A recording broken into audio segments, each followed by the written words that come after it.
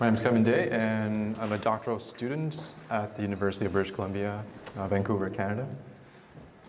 And that previous presentation will be incredibly difficult to follow. Oh well, that's how it goes.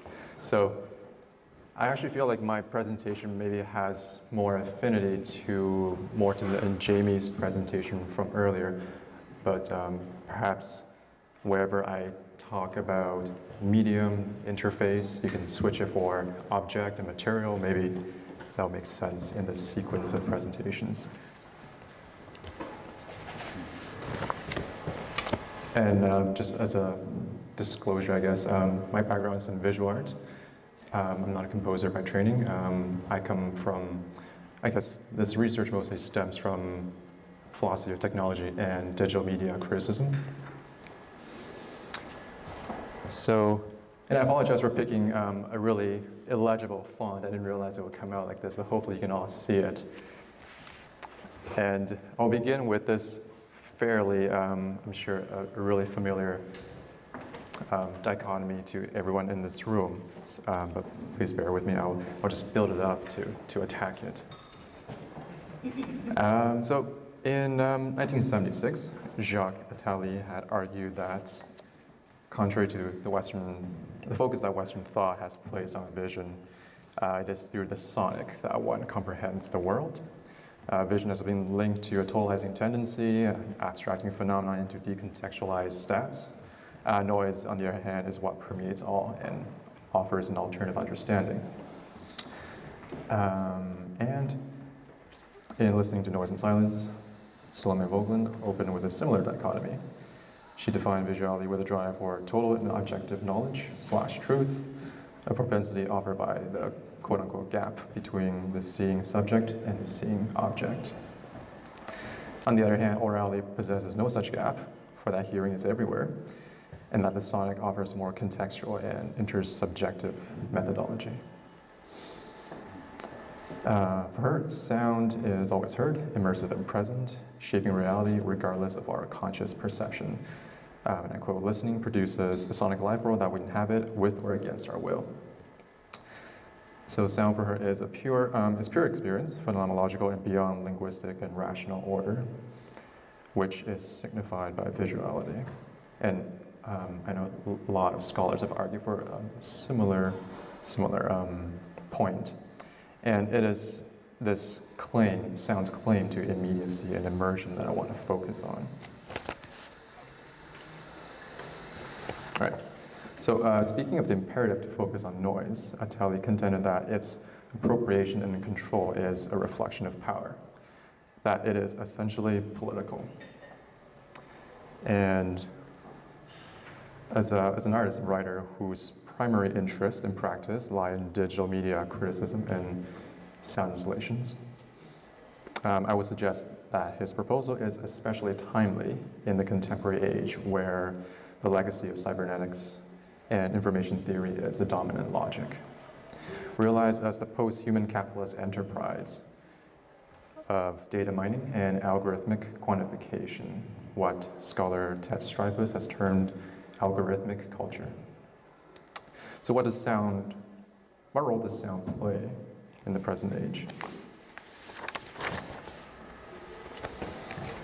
In the essay Noise and Exceptions, Stephen Crocker opens with the observation of how our innovation and advances in media have always been driven by an intention to be more immediate, leading to a paradox where the more we try to escape mediation, to be more immediate with the content, this source, the more mediated we become.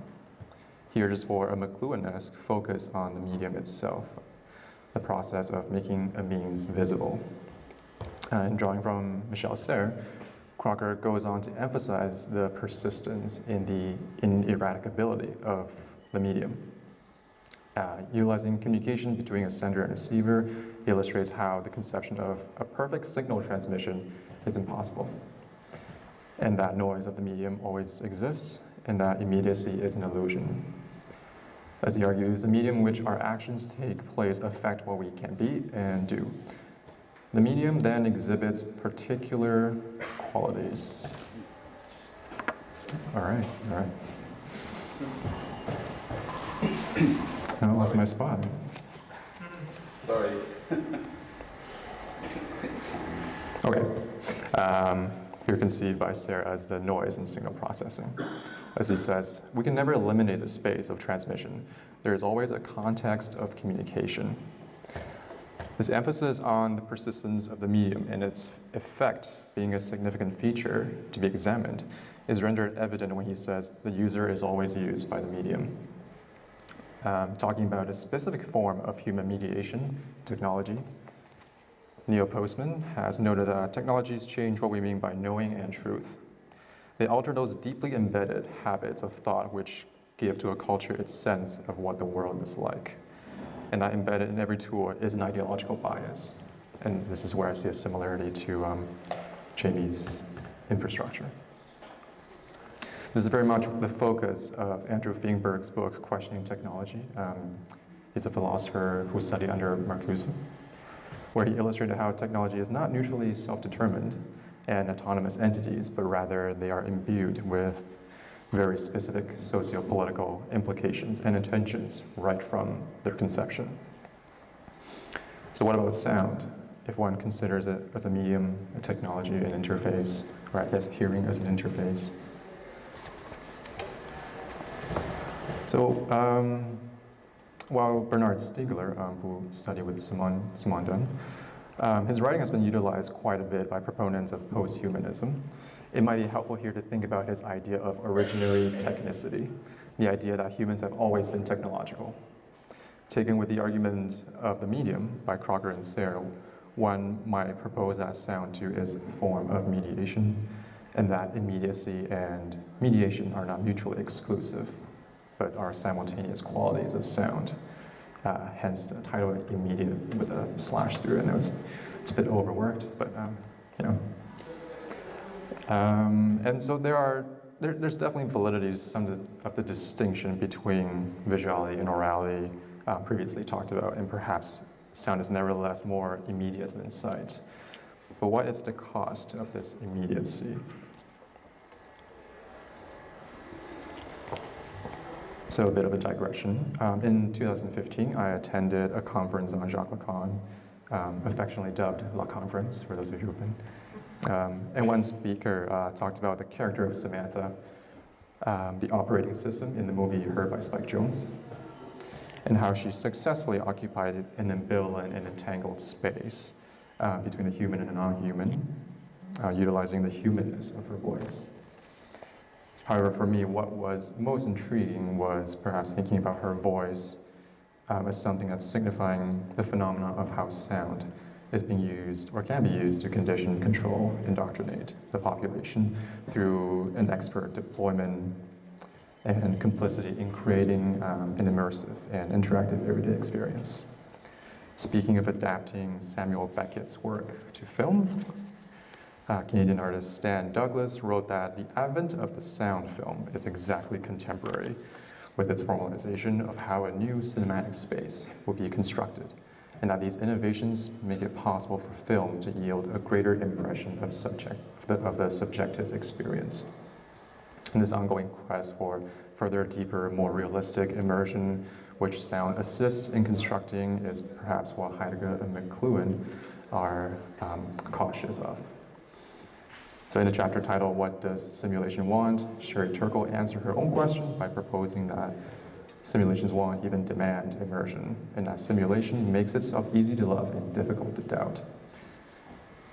And this is where the visual art bias comes in. Perhaps there seems to be much development in cultural criticism, art history, film studies, and other disciplines in humanities for the past century that's focused on visuality and semiotics and the examination and criticism of pop culture, mass media, language, colonialism, and capitalism, et cetera, et cetera. And sound has definitely been referred to. Its role in creating propaganda and advertisement, acknowledged, and here I'm thinking mostly of the Frankfurt School. But it seems like much more emphasis has been placed on the visual. And I would propose that in the contemporary context of the ubiquity of ICT, information and communication technology, that sound plays a crucial role in constructing a fully technologically dependent or even machine-governed existence. So to me, there is a Pavlovian danger if one thinks about announcement in sound design, sound effects, messages, phone voices, voice recognition, ringtones, notifications. And so, contrary to thinking about Samantha's voice as a machine becoming a subject, I'm more interested in thinking about another character Scarlett Johansson played, that of the alien in Under the Skin. I'm not sure if a lot of you have seen that film. In the beginning, all the audience can hear is her character practicing speaking by making various fragmented phonetic noises like puh, puh, etc., training herself the English language, in this case to abduct humans. So perhaps we can think about it as the voice as a technology and a tool to colonize in this case. And as an addendum to this thought, a few days after the conference, it's very fitting, I received a phone call where I didn't realize until a minute in that I was speaking with a machine. So the program was expertly engineered to emulate a real person with pre-recorded messages in a very sophisticated, or for me anyways, very sophisticated word recognition software to intuitively respond to all my questions. All my answers. It was not until a minute in where I became irate because this telemarketer wouldn't let me go, right? Where I snapped at this telemarketer that the program malfunctioned, where it exposed itself by replaying certain segments of the pre-recorded phrases. So perhaps this is, we can think of this as a cost of this immersion. And so how might one cultivate a space for alternative understanding and resistance? So Heidegger was talked about in the previous presentation, so I won't dwell too much on it, but very briefly, the idea of inframing. As he noted, inframing banishes man into that kind of revealing, which is an ordering, and where this ordering takes sway, it drives out every other possibility of revealing. And I'll talk about the problematic nature of that term later. I mean, Jamie's not here, so. This particular construct induces understanding of the world as discrete and calculable blocks, as marketable resources, as capital ready to be extracted, ordered, and privatized. And emphasizing that technology is not driven by rational functionality, Fingberg follows Latour in noting that technical devices embody norms, and that after certain innovations have been black boxed into, in a process that Latour calls closure, the norms and values they embody become, in quotes, the unquestioned background of every aspect of life, which seems so natural and obvious that they often lie below the threshold of conscious awareness. And Heidegger's conception of technology has been, the technology as a deterministic and autonomous entity seems to be inherently, essentially geared towards control and oppression, has been heavily criticized and rightfully so. In this case by Fingberg, who approaches the question in a much more considered manner, synthesizing Frankfurt School, critical theory, mostly Foucault, as well as thinkers like Latour and other contemporary sociologists. But perhaps, nevertheless, his conception of the two states of the tools is still helpful in helping us think about a counter strategy. So here we return to the paradox of mediation, reminding ourselves that, once again, immediacy is already always a form of mediation in itself, and that the noise will always persist. All right, so Heidegger's two states of the tool, readiness to hand and presence at hand, elaborates on the idea of transparency of the medium, noting that a tool only emerges from the hidden operation when it is broken. A critical investigation to our relationship to dominant technology can only then occur through this breakdown or displacement of the normative function, such that the medium itself in the state of mediation can be foregrounded and emphasized. It's similar to McLuhan's idea that the medium, which is usually hidden from the user's awareness, needs to be examined so one can understand its psychological and social effects. So Here's Terence Gordon talking about McLuhan, how McLuhan champions artists who create what he calls anti-environments, such as James Joyce's Finnegan's Wake, which for him highlighted the inadequacy of print and linear language through unsettling the reader, for their potential in making a visible environment of media effects intended to jar us awake. I would like to liken this to the estrangement effect of the Marxist playwright Bertolt Brecht, a literary device that originated from the Russian formalists. Brecht took the estrangement into a politicized realm of theater spectatorship in order to self-reflexively break the fourth wall and to disrupt the naturalized but invisible cognitive and social tropes in order to highlight and destabilize the constructed nature of theater, representation, and by extension, meaning in society.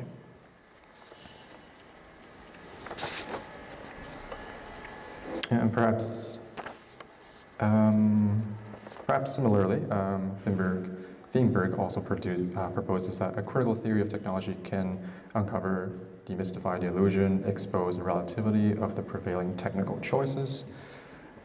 Although he only suggested an investigation from a social science perspective and does not mention art, his theorization of the necessity to examine the technical codes that have become invisible and self-evident might be beneficial in thinking about a strategy in space where this alternative thinking can occur.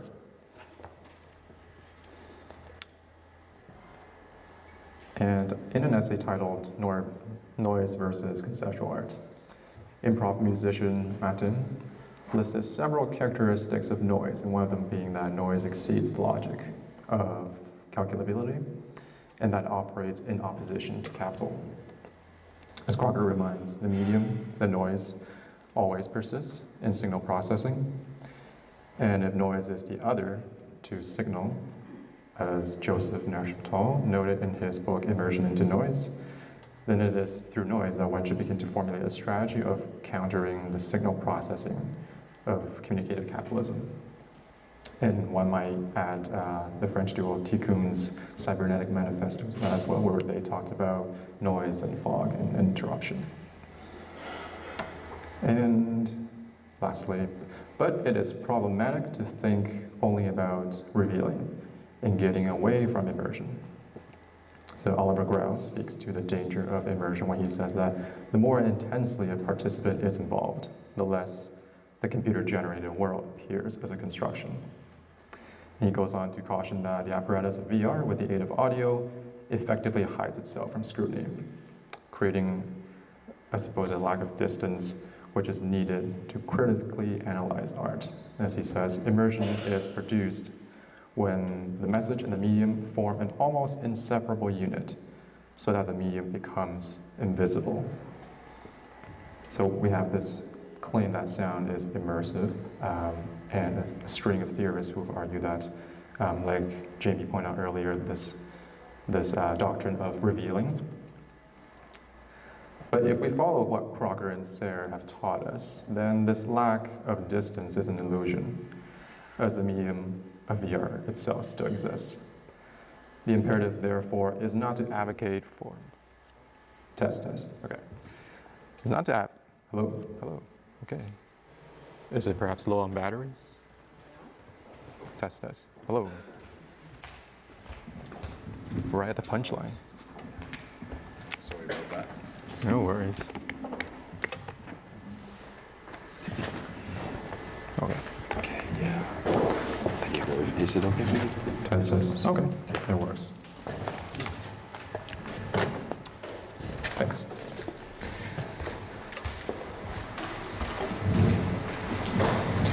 All right. Okay.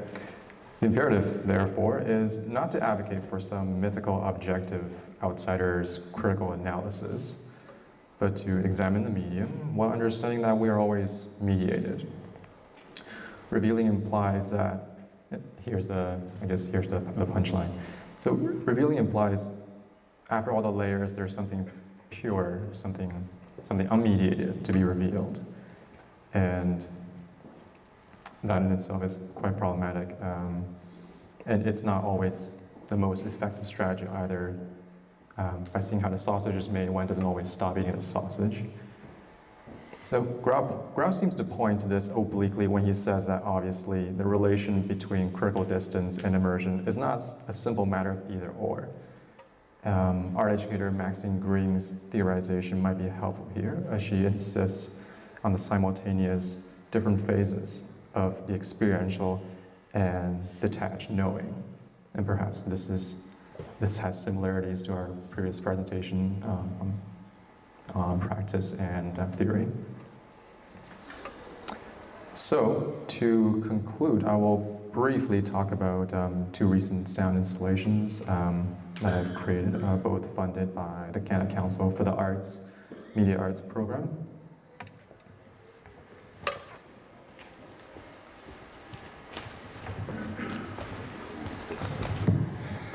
Is it easier? Thank you. Thanks. All right, so this project titled Sonic Prosthesis, was completed in late 2014. And taking the form of a spatial bar graph, as I've conceived it, it utilizes sound recordings of user-computer interaction in the sculptural form of graphs. If you look at it from a certain angle, it looks kind of like a bar graph. To scrutinize the ubiquity of machine administration and quantification through the data mining of users. It consists of 9 steel pipes protruding out from the wall in various lengths, and playing from each speaker are sound recordings of computer usage from a group of users that I have cajoled into helping me, such as keyboard typing, mouse clicking, chatting, gaming, streaming, pornography viewing, etc., etc. These recordings have been quantified according to a set of personal measurements determined by myself. And the results are reflected by the lengths of the pipes. The artist, in turn, takes on the role of the analytic. The result becomes what I would hope to be a countergraph, where the categories measured by the artist will not be of conventional marketing use, but will be idiosyncratic and based on spontaneous arbitration, inducing an obsolescence.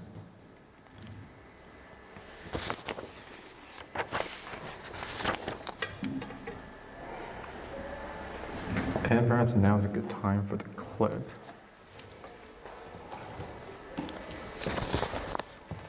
Thanks. About 4 more minutes. All right. Thank you.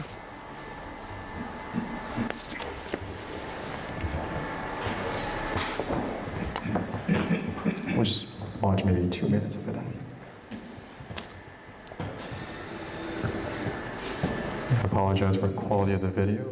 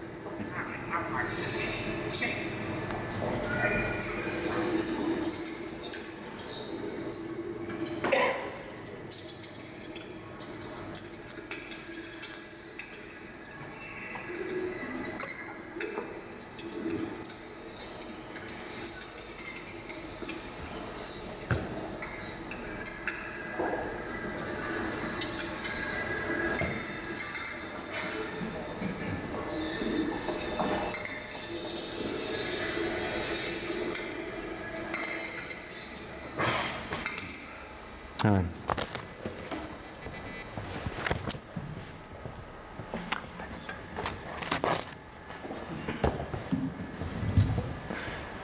And in this way, each user has been profiled through the data derived from their computer usage, emphasizing the reduction to an indicator on a graph, disembodied and anonymous. The capitalist process in which cognitive and social attributes are subsumed into the production circuit, real subsumption, is made visible through representation of each user as what I think of as pathetic and minimal Bechettian humanoids, constituting a part of a larger graph, a larger statistical graph, repeating through their mouthpiece only the sounds of the digitality. And for sake of time, let's skip that.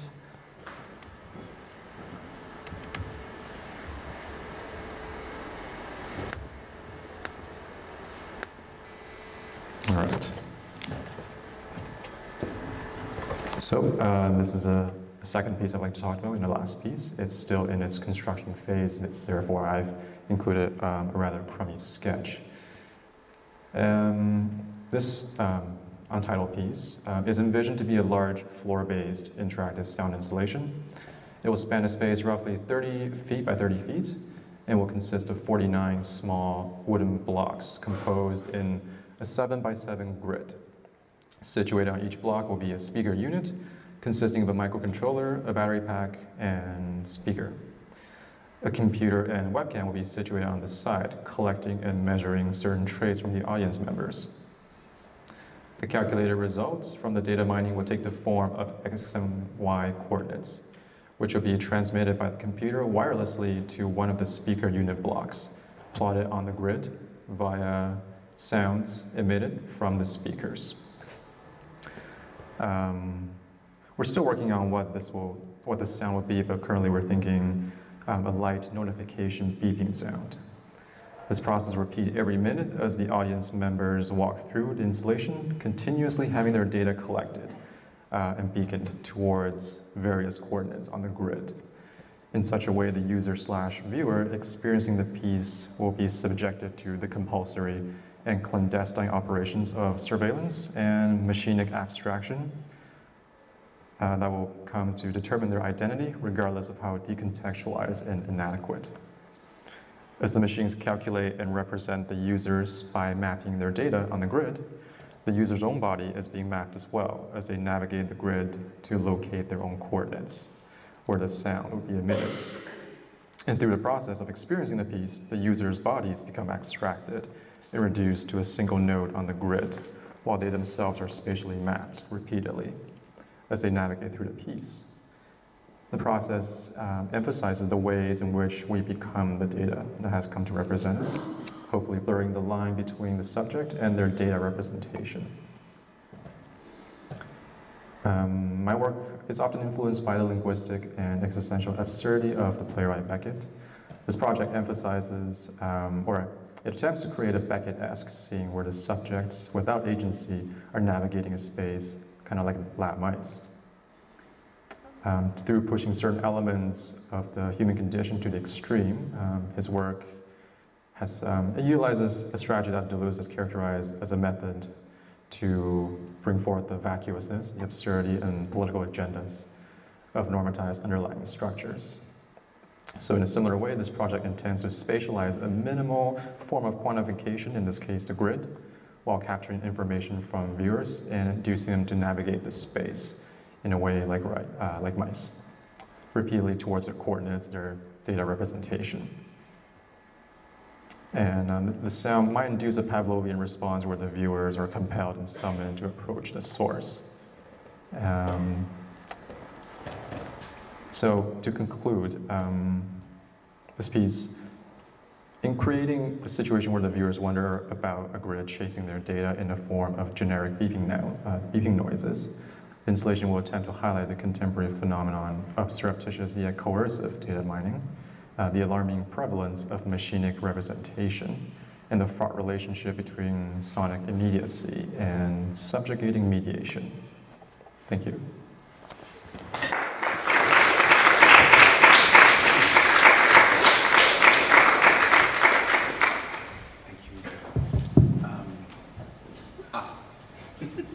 There it is. Whoa.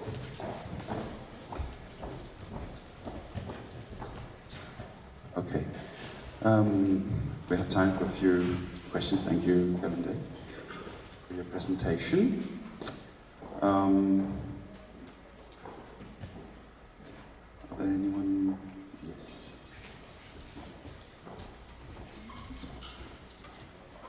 Hi, and thank you very much for your presentation. I was wondering if you could expand a bit on, and maybe this is because it's hot in here and late by now, but if you could expand a bit on the immersive qualities, either of the artworks or your idea of immersion. Mm-hmm. Because I think something like this, where you're, I expect you would be so surprised by the sudden beeping, and your relationship to the beeping would, in my mind, maybe unimmerse myself. It would maybe more draw me out. Right. But maybe that's because I misunderstand the project or the term, but please. No, if it might do that, I think it would be a good thing in this case. I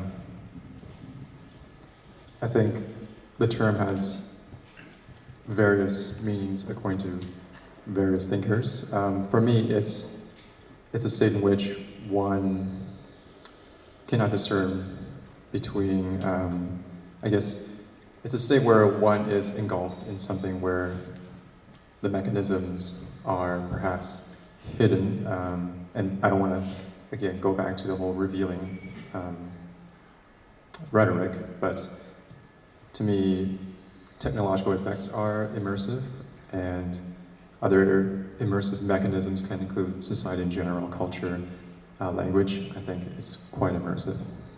So, as I mentioned, it's not so much about a desire to uncover some underlying current. I mean, partly yes, but I also don't believe we can reach a completely unimmersed or unmediated state. So perhaps similar to what Jamie and Morton mentioned earlier, it's about recognizing that one is in this state, but then wondering how we can point towards those mechanisms, those types of logic, and then producing alternative knowledge or alternative ways of understanding. So in this particular piece, I would hope that it is not exactly immersive, but rather point towards some of the effects that a sound might have in priming and conditioning a set of behaviors that we have come to internalize. So if it's not immersive, then that's fine by me. Thank you. Well, it is a fascinating talk. There's so many questions that actually entered my mind regarding this piece you're sketching here. One of them was you were mentioning at some point you were mentioning the quote from McLuhan, the anti-environments. Was this also going into this piece or this environment that you're constructing here? And how does that speak to you mentioned the criticism of reframing. So how does that connect to that critique of inframing you mentioned in your talk as well? Right. So I guess for Heidegger, inframing is a particular perspective on understanding the world as a way to be abstracted, understood as discrete blocks. And I think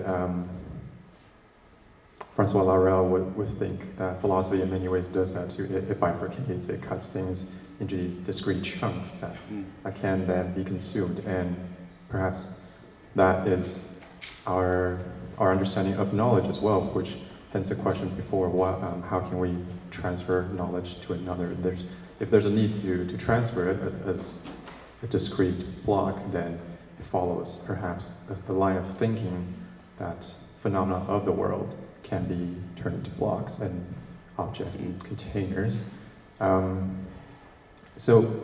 guess his critique, coupled with the McLuhan idea of anti-environments, I would imagine are strategies and ways of thinking that can perhaps offer other modes of entering knowledge.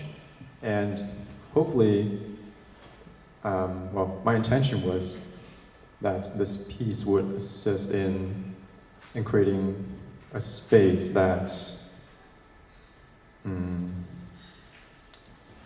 would offer a different way of understanding what it means to be a human being right now, having our being abstracted and quantified in a way like Heidegger would be cautious of. So in this space, you are constantly being quantified and abstracted, and sound plays a role in that. So hopefully it's a demonstration of some of those operations, and in bringing them to the foreground, perhaps they can be considered and contemplated. Okay. Thank you so much. I think we are running a bit late, but wonderful talk. Thank you so much, Thank you. Kunde. This concludes our session, second session. And now there is a break. But first, thank you.